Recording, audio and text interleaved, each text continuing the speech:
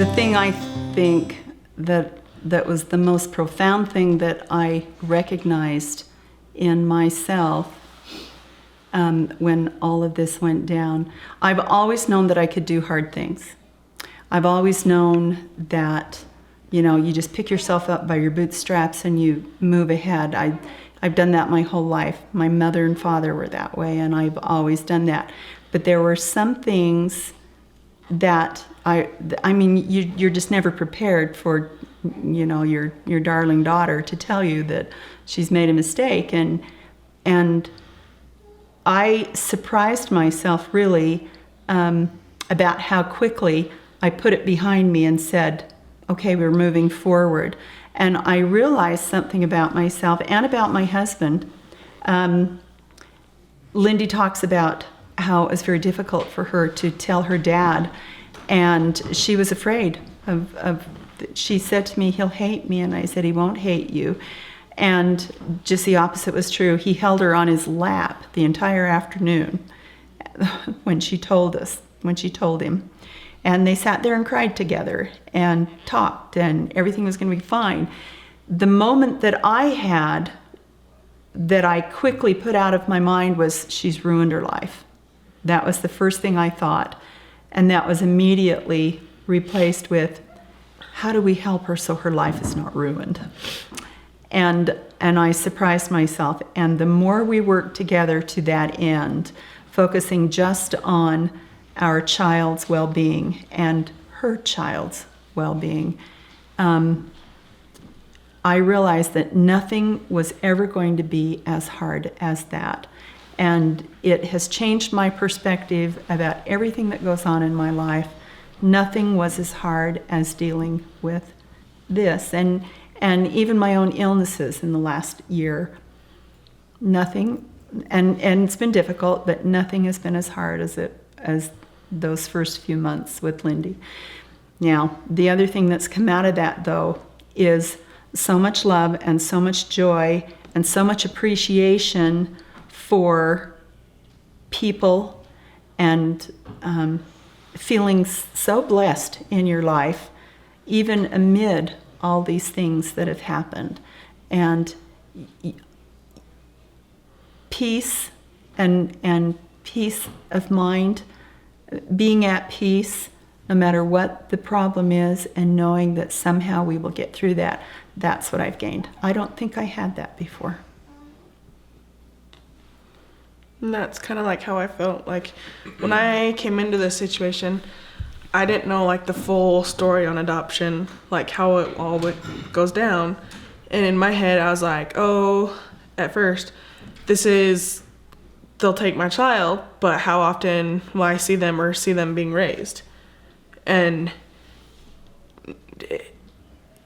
when I was choosing to parent, I was doing all the steps, and because me and my parents sat down and talked about it, and they're like, can you financially do this? Because we're not going to, you're on your own. You have to financially be responsible. And in my head, I'm like, I'm not going to be able to go to school in the future. I'm not going to be able to play soccer anymore. I won't, my hair, it won't be getting done as often as it gets done now. And because at that time it was, I'm bored, let's change my hair. Your nails. And my nails, and just like having a life, like going out and going on dates and having late nights with girls and just everything. And now I look at it and it's like, I'm doing a new me. I'm going to school full time. I'm working.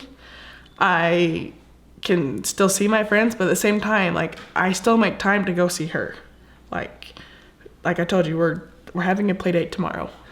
But in all fairness, I look back and I'm like, I wouldn't be able to do 95% of the things I'm doing now if I chose to parent, because it's just like I couldn't financially. Yeah.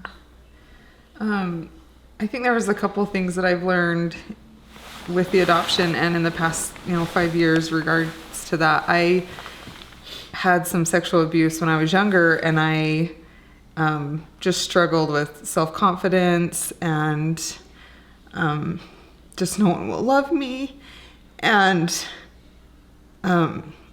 going through the adoption, I gained like a love for myself, and I knew that I was a strong person, and because I thought not everyone can place a child for adoption. And I'm like, if I can do this, I can do anything. And, you know, I can stick up for myself. And they named her Gracie. And I like truly felt like she was and I tell them she was an intervention from God to save me. Like, she just saved me. And so I do feel like I'm a strong person. And another thing is that I try not to just let life go by and take every moment and days and really just, you never know what's going to happen the next day. Cause I didn't plan for that to happen. Or plan to place, a child for adoption, and just to love every moment and give people more hugs and just tell people, I love them more. And so that's what I have learned. Well, I learned that you're an amazing person, and birth moms are amazing people, and they do love their birth children. I saw family members step up. I saw Starley's mother step up. I knew I could handle hard things. I didn't know if she could. And I saw that she handled it. And I would consider my life incomplete without going through this difficult situation and this wonderful situation. So I wouldn't wish it on anyone, but I'm really glad that I've had a chance to go through it. And it's been great to see my daughter rise up and my family members rise up and folks like you rise up. There's a reason in this whole thing, and it's to help children live. I heard my husband, I overheard him talking to his older sister on the phone the other night, and he said, Renee, you would be so proud of Lindy. I'm so proud of Lindy. She's in school, she's doing well, and I have never heard him, I've never heard him verbalize that. I mean, I've heard him tell Lindy, but I've never heard him tell anyone else how much he loves his daughter and how proud he is of her for her decisions. And so I think in the case of your father, he's learned to appreciate you on a new level. And tell other people. And tell other people about not it. just you.